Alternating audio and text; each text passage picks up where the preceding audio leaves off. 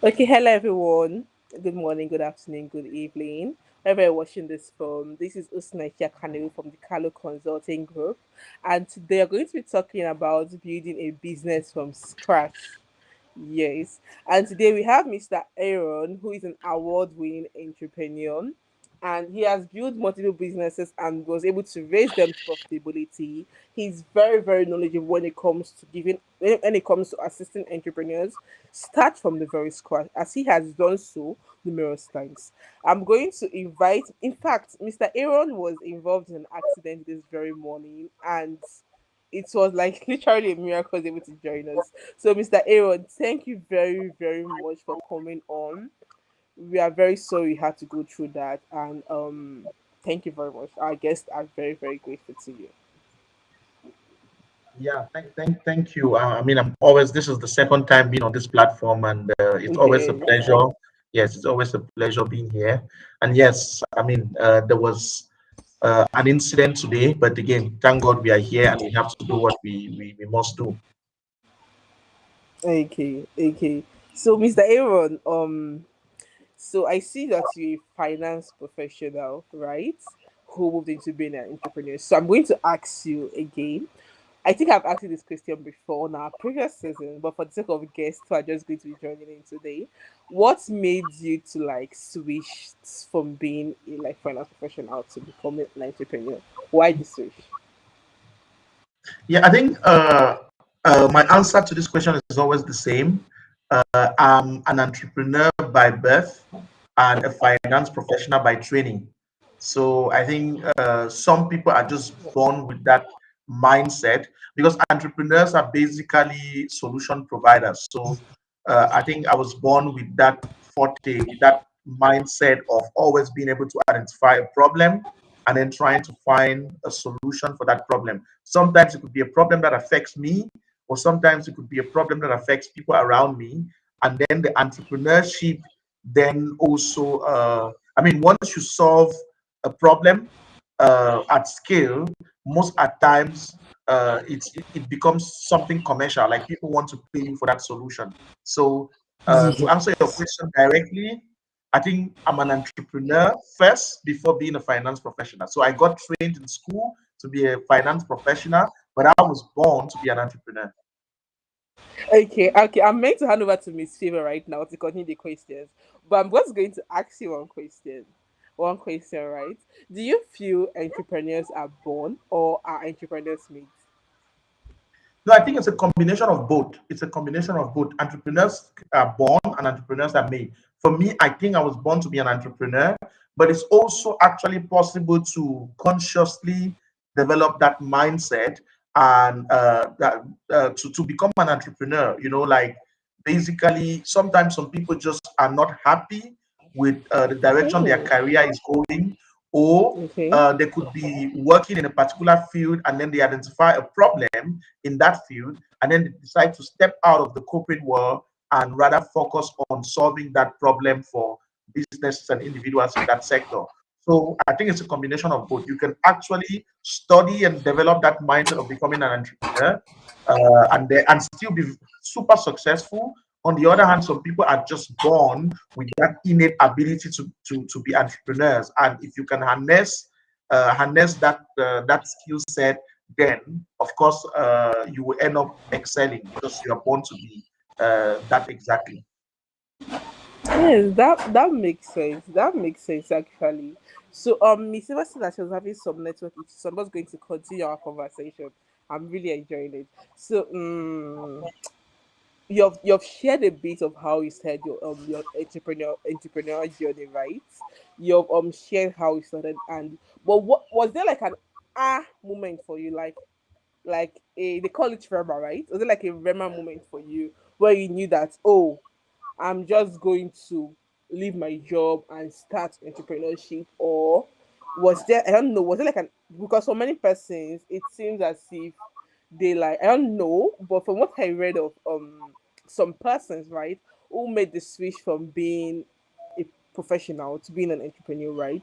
There was like an moment for them. That's like, oh, like a light bulb went off in their head, and they're like, "Oh, I'm going to become an entrepreneur." So, like, how was it like for you? Was it that no? You said you've done all along, but when did you make the conscious switch, right, from being a professional to being an entrepreneur? Yeah. So again, as somebody who was born an entrepreneur, uh, I started quite early on. Even when I started, like in my finance career, I always had like some kind of project going on the side. So sometimes it doesn't have to be something big, but that mindset of always being able to solve problems and create value for myself had always been there. So but then sometimes you don't have, and in my case, I didn't have the capital to just go into entrepreneurship and or maybe just start a business. So I started working as a way of generating capital to finance my project. And then as I went along, I realized there were a lot of limitations. One, the fact that I have a full-time job and I have to take care of my business. I don't have enough time to really make sure that I'm putting the business on the right track. You have to trust others, and sometimes others don't necessarily have that skill set and that maturity to run the business. So I realized, okay, it would take a much longer time for me to make the venture work if I'm full time on the job and just doing that on the side. That's one factor. And then secondly, in the corporate world, I don't know about others, but for me, I got to a point where I felt like it was simply not worth it for me because my business is struggling due to the fact that I'm not able to give it the right attention or the right amount of attention. But at work, I can see a lot of people measuring in minor things, like the kind of maybe work politics and the kind of things that people focus on at work. So I felt like I'm not making the best use of my skills and my talents and my ability by just doing those small things and fighting over small things. It's rather I fully focus on my business and make it work. And of course, it's a difficult switch because the business might not be able to provide you the same lifestyle that your job will provide you, at least at the beginning. That But you provided you yourself with, yes. to focus on making it work, and then eventually I'm able to afford the same lifestyle or even a much better lifestyle that I would have been able to afford myself if I just stayed on the job. Yes, yes, yes, yes. That is really, really ideal. So I'm going to ask, right? In your whole journey, right? You must have experienced some days you'll be like, in your whole journey as an entrepreneur, you must have experienced some days where you'll be like, oh, I can't do this anymore, or oh, I realize a low. So what drives you through such days, or some certain days when it's not giving, where the whole joy of being an entrepreneur is not like giving, right? So what like drives you during this period? Yeah, I mean, you're absolutely right. There are days when you feel like maybe the whole thing was a mistake. I should have just worked. Sometimes it gets really, really difficult, especially in the early days when you constantly run out of money. You are not able to attract the right talents because the talents. There is competition, right? Like there are a lot of companies out there that have a lot of resources, hiring the people that you need to make your business work.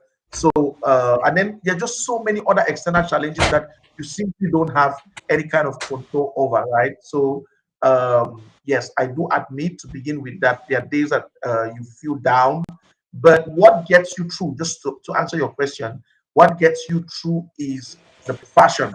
So I tell people every day, if you're not passionate enough about a particular thing, then don't do it, especially when it comes to entrepreneurship. If you're not really passionate about the business that you're building or the problem that you're solving, don't do it because yeah, on those very low days, what gets you through what gets you through such moments is the passion. So I always remind myself why I started in the first place. Like, okay, look, it's not always going to be rosy. There are going to be challenges, but this is why. So if you figure out the why, every other thing is easy. You need to know why are you doing it. If you're just doing it because you're just doing it because you want to make money, then you're better off staying in the job. You're better off just working somewhere and getting money and growing, getting salary increases and bonuses and so on. So the why is what gets me through the difficult moments. When it gets difficult, I remind myself why I'm doing this in the first place. Thank you very much. Thank you very much, Mr. Aaron. So I'm going to ask you. There must have been like a major loss because okay, every entrepreneur goes through like major wins and losses, right? So what was like a major loss for you that made you go like, oh my god, this is huge? Yeah. So this takes me back to when I started. I started one of my ventures. It was supposed to be in the e-grocery space, and it was a very big lesson for me as an entrepreneur. Basically, I went on to build an application that was meant to be used by supermarkets without talking to the people that are supposed to use the application. So I was so excited and so passionate. That was a major mistake. I was so excited and so passionate about the project. I took out a loan, you know, to build uh, that product. And once the product was done, I now went and I started speaking to the people that are meant to use the product for the first time after the product is done. So there were a lot of changes that they wanted. I mean, they didn't say it's a completely bad product. So I had part of the idea right, but then there was just so many things that did not meet their expectations. And we had to scrap that product. But then don't forget, I took out a loan to finance the building of that product with so much confidence that the first day that product is going to go to market, it's going to be a hit. So that created a financial hole, I would say financial black hole for me because you've literally finished building a product, and then the people that you had in mind as end users of that product don't want the product. So that was a very big blow, and it took me a lot of time to recover from that. But then it was a major lesson that you don't build something and just assume and just make assumptions on what the customers want. You are better off going out there, speaking to the customers, and making sure that you're capturing their ideas from the inception, or from even the conceptual phases, to make sure that what you're building captures their expectations and reduces the chances of your end customers rejecting the product from day one. Yes, that's like a very very valuable lesson. So there's this quote that says that either you win or you learn. I've not really agreed with the quote fully, right? But I think that's your experience was like a full summarization of the quote. I think it really really makes sense. I'm very glad. So I feel that you have learned so many lessons from that particular mistake, and it's going to help you do better in future endeavors, right? It's what Sure. you went. Thank you very much. Okay, so I'm going to ask you now. What was a major win for you as an entrepreneur? What was like a major win for you? So I would tell you, for me, I think there are major wins every day. This is the good thing about entrepreneurship. At least at the beginning, uh, early days is not financially rewarding, right? But there are just so many other known financial benefits. For me, I have major wins every day.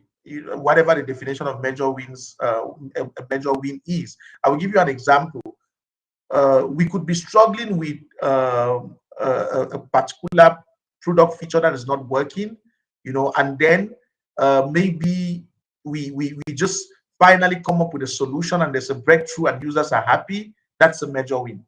It could be an increase, a significant increase month on month in revenue. That's a major win. So it could be maybe entering an agreement with a potential partner that will take the business to the next level. That's a major win. It could be raising money. That's a major win. So for me, in my journey, there are major wins every day. So for me, I literally have, like, they call it aha moments or whatever. Like, I literally have those moments like every day, and this is what keeps the journey enjoyable. Where you have, you know, sometimes major, sometimes little problems. Then you find a solution and there's a breakthrough. So for me, I celebrate every little step in my journey. So to answer your question, for me, I cannot point out a single moment that this is a major win, but rather I have small major wins on a daily basis. Yeah, I think I like that. I think I like that. You're accumulating the daily wins, and is really really huge. So I'm just going to ask you, right? Do you think that starting a business in our time, this our current dispensation, is a bit harder than usual? No, I think it's actually every day it gets easier and easier to start a business, depending on the kind of business, right? But um, a lot of things, a lot of the hurdles that people in the past would have faced to start a business have been. So think about it. There's just so much information available now. You go to the internet, you go to YouTube, you go to Google. There's just so much information. I'm not sure there's ever been a time like now wherein almost everything is at your disposal. You have Chat GPT, and then think about like I'm in the tech ecosystem. I'm in the tech startup ecosystem. I would say maybe 2 3 decades ago, to start a business or to start a tech business, you had to build your own servers, you had to build a lot of infrastructure, deal with a lot of hardware. But right now we have a lot of cloud-based solutions. So anyone can just start something and host it on the cloud. So it's become easier to start a business because the infrastructure is more developed. There is actually a lot of information available for people to learn.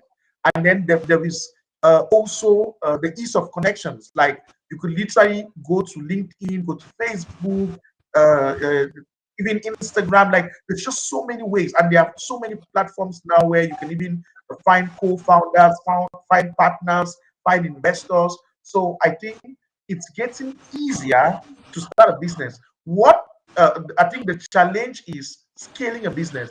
So starting a business has become easier, but scaling a business is as hard as it used to be, because the skill set and the tools that you need to start a business is completely different from the tools and skill set and mindset that you need to scale a business. You get, so you will find people starting businesses every day because it's become so easy, but you will find those businesses also failing as fast as they're starting, because scaling a business is becoming more and more difficult while starting a business is becoming easier.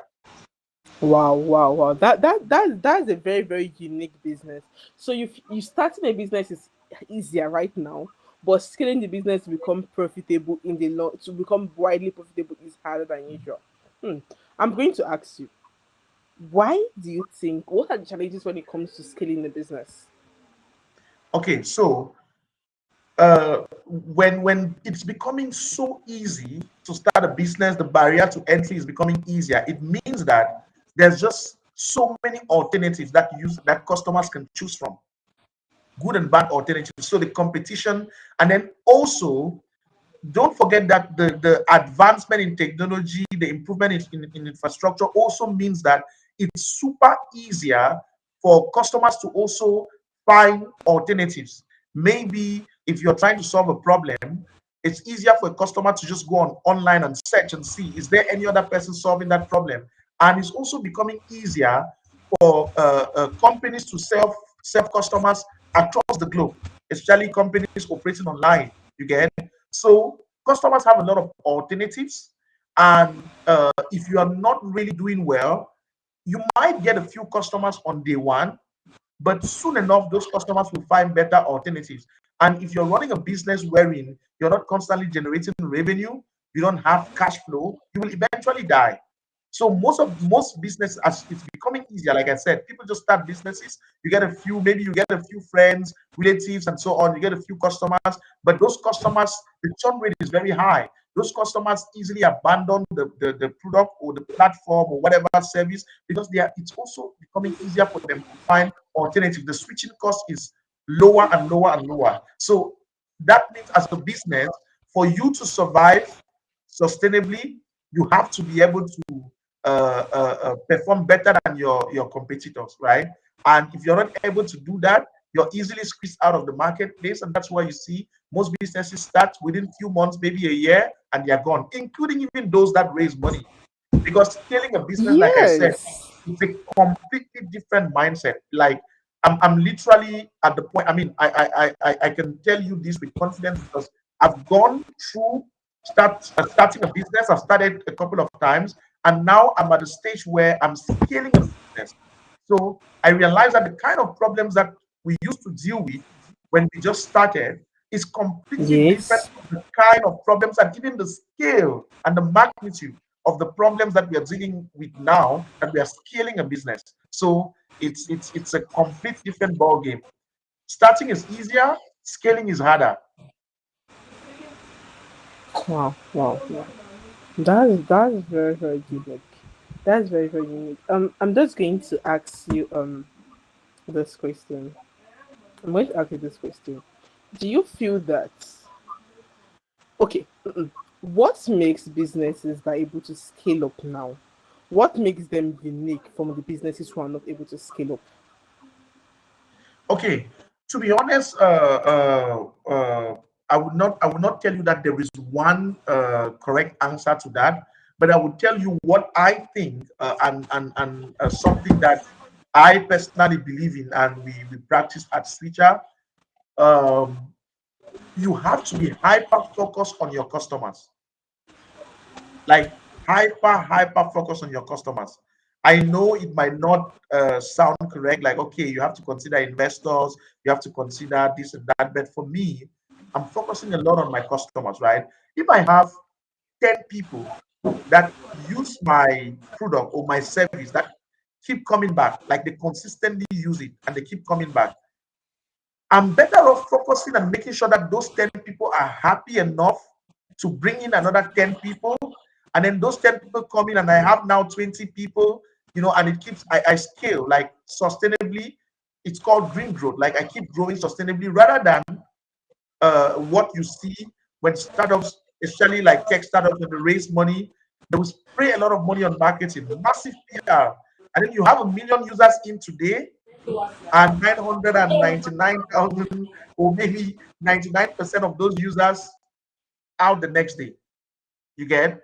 So uh, the secret to me is focusing on your customers, right? And if you're focusing on your customers, you increase the odds of succeeding and scaling and becoming profitable. Why? Because you are able to understand.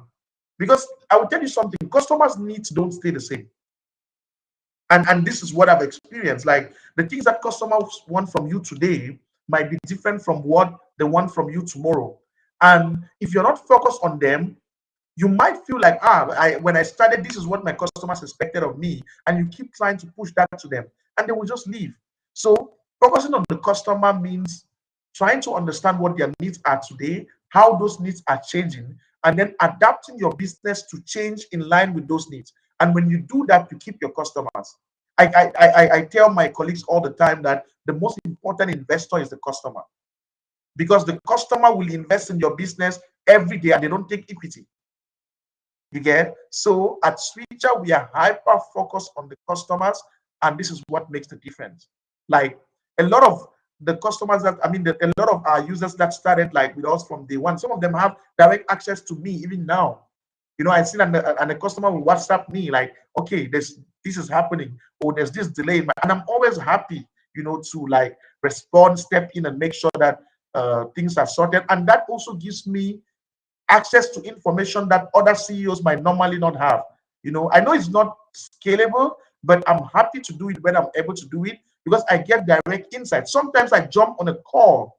I mean, a few days back, a customer based in India had an issue.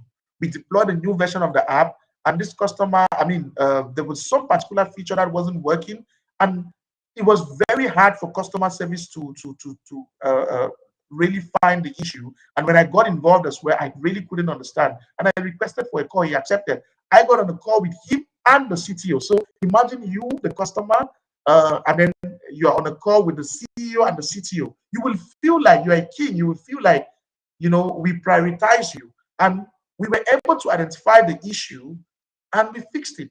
And Trust me, this is an issue that would have been affecting other customers as well. And because we fixed it for him, we fixed it for everybody. You get? But if we are not that focused on the customer, we could have maybe lose that customer, because this was something that actually prevented the customer from being able to transact, and they were really frustrated. So to go back to the question, just to summarize, I believe, again, like I said, there's no one correct answer, but I believe something that increases the chance of a business scaling and staying successful sustainably is focusing on the needs of the customers.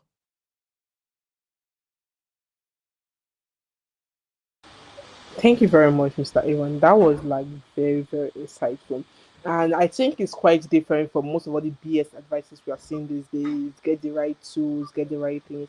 I think if you're able to like cover the fundamentals, just like you highlighted, I don't think it would I think that is very, very ideal for any business looking to scale up in our today's world. Okay, I'm going to ask you this. What are some of the common mistakes you're seeing business owners make today that is really hindering their businesses? What are some of the mistakes you're seeing business owners make today in our today's business world actually? Yeah, so I will talk about my own mistakes, right? Like I've actually already mentioned one, which was a classic one, and a lot of entrepreneurs like me make that mistake, is just making assumptions, sitting on your computer, coming up with some slides on PowerPoint, and just making your own assumptions on what you think the customers need, and then building a product that people don't want, you know. So that's one classic mistake, because at the end of the day, everything is about the customer. Don't forget, is that you're building because you know that people are going to pay you for that solution. So people will not pay you for something that they don't need.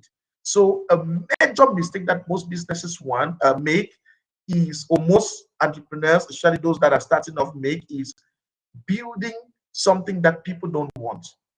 This is a classic mistake. And I have made that mistake. I've learned my lessons.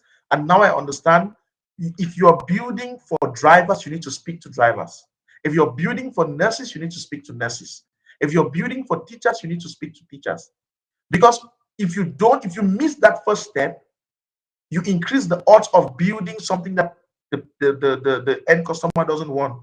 And no matter how much investment you pour in, no matter how much effort, how much marketing, the business will die, because the customers don't want it. Either you pivot quickly or you die. Now, that's one classic mistake. Another mistake is lacking, which is actually still linked to this, is lacking context, right? Like, innovation for the sake of innovation, and I'm speaking particularly in the tech world. This is my world, and I don't want to speak about um, a word that I don't understand. I want to talk about something that I understand. But I see a lot of startups, especially in Africa, not making it. Or I mean, there are some that I know will eventually die, uh, because they lack that context. So you cannot innovate for the sake of innovation. If you look at a business model that has worked in in in the Western world, and you copy that business model, you go to Lagos, you go to Douala, you go to Kigali, and just paste it without the cultural and the local realities incorporated into that business model, there are chances that that business will not succeed. And this is the mistake I see a lot in the tech ecosystem, right? Um, there are just so many examples. I don't want to name companies, but there are just so many examples wherein um, you know that this thing is not going to work, because either you lack that context, in the business model, or you're simply ahead of your time. Now, this is also something that I can speak to, because it's a mistake that I've made also. There is a business that I worked on, and at the time, it seemed like something that will never work. I wanted to build an app that lets people skip queues in supermarkets, but I was simply too early. Like, I wanted a situation where I didn't want to go to the supermarket and just stand in the queue. I want to go in, pick up my items, scan and pay, and leave, you know. But I was just too early. Right now, Amazon is working on that project. It's called Amazon Go. But this is something that I started working on in 2016, you know. and I was just too. It was just too early. People were not. The market wasn't ready for such a concept. But now it's becoming a reality. So there are a lot of mistakes like this that you can do, and your business ends up not working. But not because you've not put in the effort, not because you're not passionate enough, but because either the fundamentals were wrong or you were just too early for the market. Thank you very much, Mr. Aaron. Thank you very much, Mr. Aaron. I'm just going to ask a final question, right? I'm just going to ask a final question so that you have taken much of your time. So I'm just going to ask you this question: how do you stay up to date with industry trends? How are you able to know that? How are you able to like give yourself that talk, like have the personal talk that, hey, this is not working.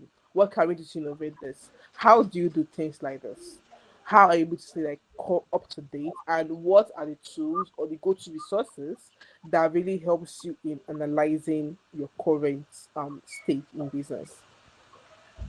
Okay, so I think there are two parts to that question. So I'll separate and I'll answer both parts separately.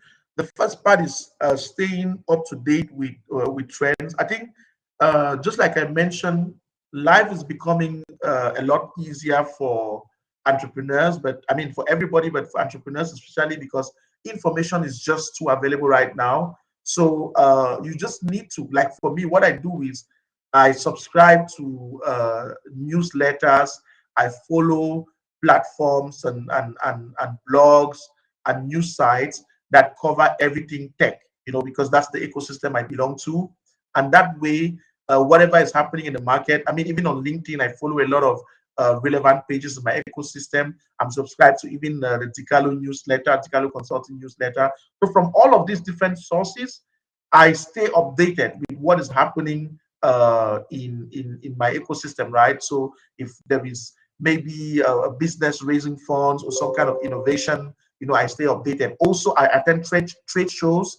I go to events where people are showcasing different technologies, and so on. And that way, with all of these different methods and just constantly reading also, um, and also having apps from different competitors and different companies in the sector installed on my phone and on my devices, I stay up to date with what is happening. So that's the first part.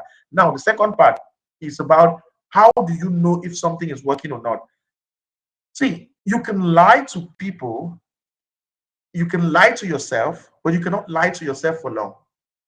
So I always have like this frank conversation with myself. And even when I talk to fellow entrepreneurs, I always say it very clearly. If something is not working, you know. And how do you know? How do you know? If the customers don't want and are not willing to pay for your product, right, then you know that what you're doing is not working. You can deceive yourself. Like if you give me something for free and I can use it once in a while, okay, uh, I might do it. But if you're asking me to pay for something, I will only pay for something when I need. I'm not saying that businesses that don't charge cannot be able to determine if things are working or not. No, that's not what I'm saying. It's about product market fit. For example, you don't pay for WhatsApp, I don't pay for WhatsApp, but we use it every day. So that's an indication that WhatsApp works. So as an entrepreneur, you have to ask yourself, are you achieving product market fit? Am I, because from day one you might not get there, which is totally understandable, and you will keep iterating and so on. But at some point you have to ask yourself, are users are users coming in? I think there's some questions coming in. I don't know if you're able to see those questions, but I can see some questions coming in from David on the private chat. But again, I'll finish my response to this. So basically, you need to ask yourself, are people happy using what I'm making or availing my service consistently? Do I have repeat customers? Right? Do people actually want what I'm making and are they willing to pay for it if I'm charging? You need to come up with some kind of metrics to be sure that people want what you want, what you're making. Because as long as that part, you don't get that part correctly, no matter how much resource you pour in, no matter how much effort, no matter how passionate you are, it will simply not work. Are you there? I don't know. It seems like I lost you. Yeah. Anyway, I think there's some questions here. So why are we seeing most of the tech startups in Africa winding down, say a year or two after raising external funding? Okay, I think I've actually answered that in part. One of the reasons for that is clearly startups making what people don't want, or building products that are too early for the market, or coming up with innovations that do not consider the local realities of the market. Okay. Okay. As startup founder, how do you build your corporate culture? Yes, I think this is actually one aspect that even established entrepreneurs struggle with, because a lot of people start businesses without, I mean, a lot of people just graduate from college and then dive straight into entrepreneurship, and sometimes end up succeeding in building very good businesses.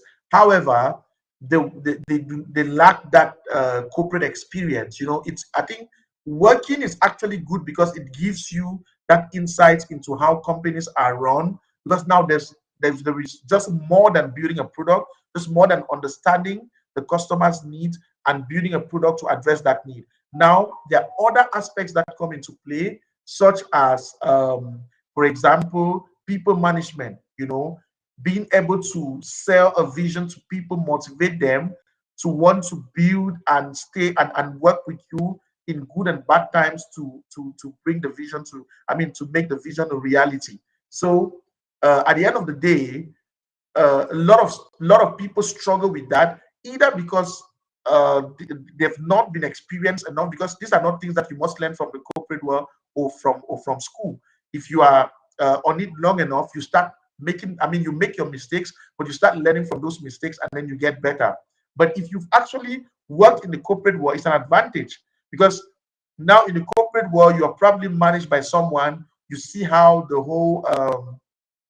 whole structure is put in place, and then you can start, depending on your seniority in the corporate world, you can start to develop your own ideas on what leadership should be, or how a company culture should be.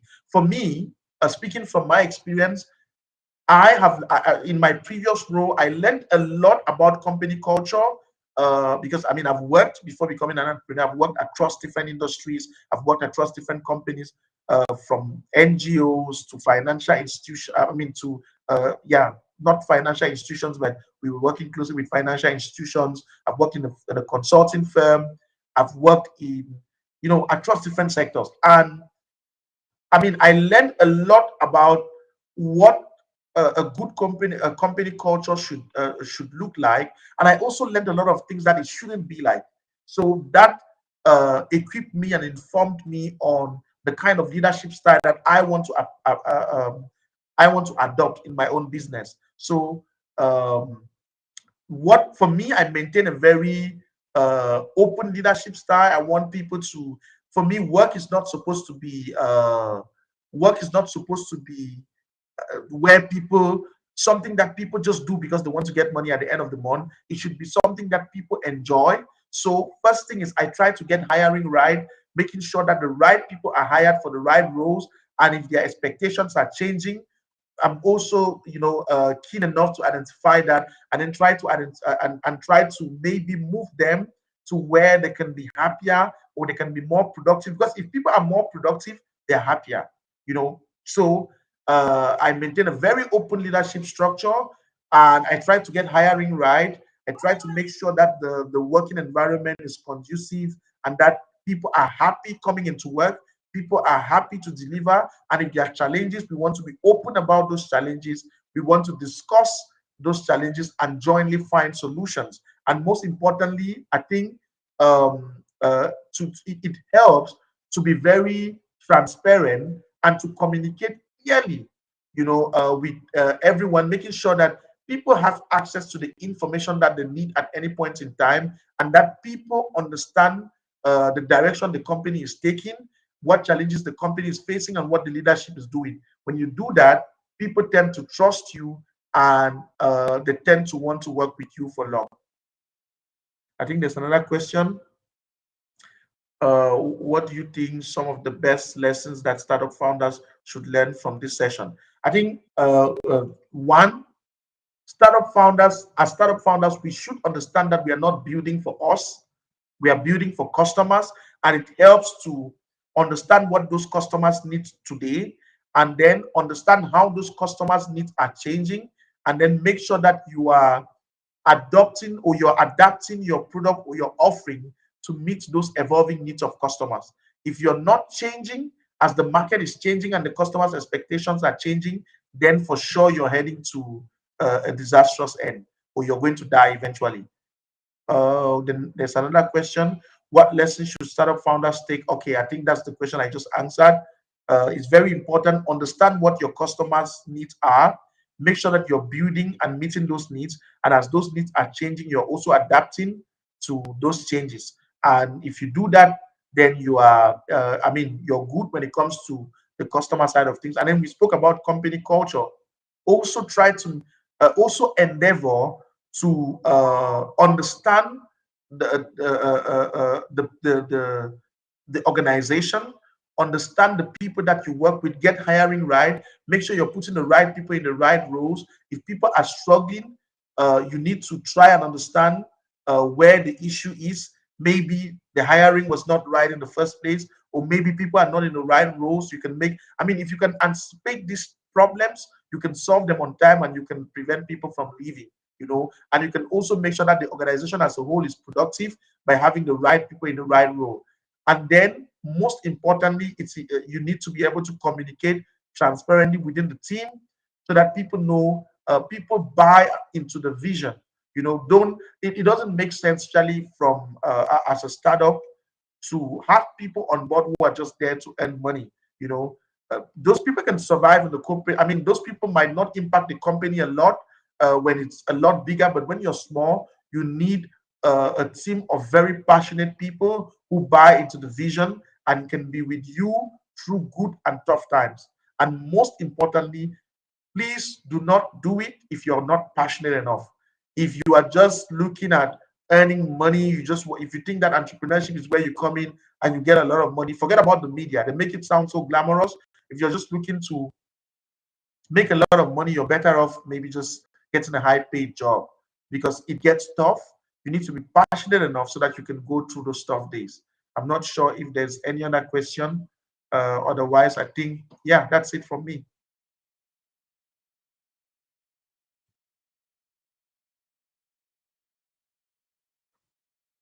Hello, any other question from the audience? I'm not sure. I think I lost my host. But yeah, I think otherwise it's been a great session. I'm always happy to.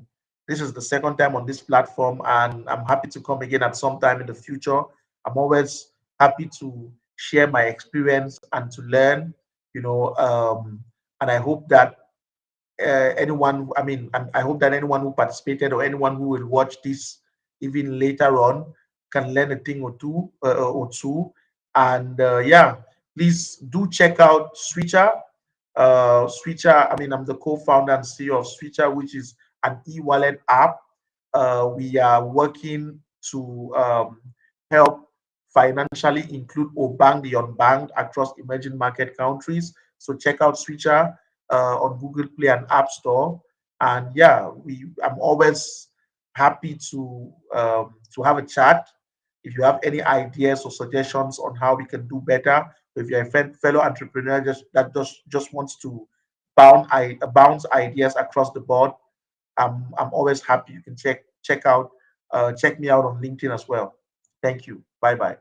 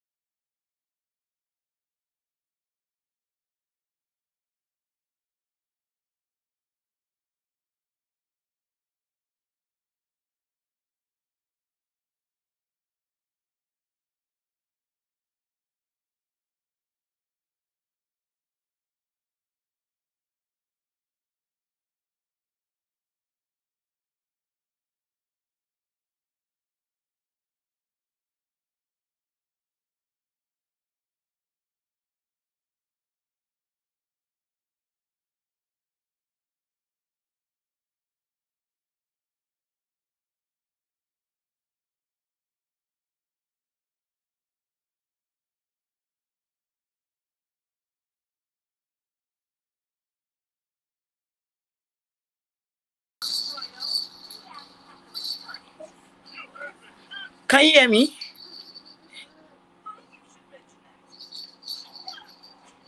Hi, can you hear me?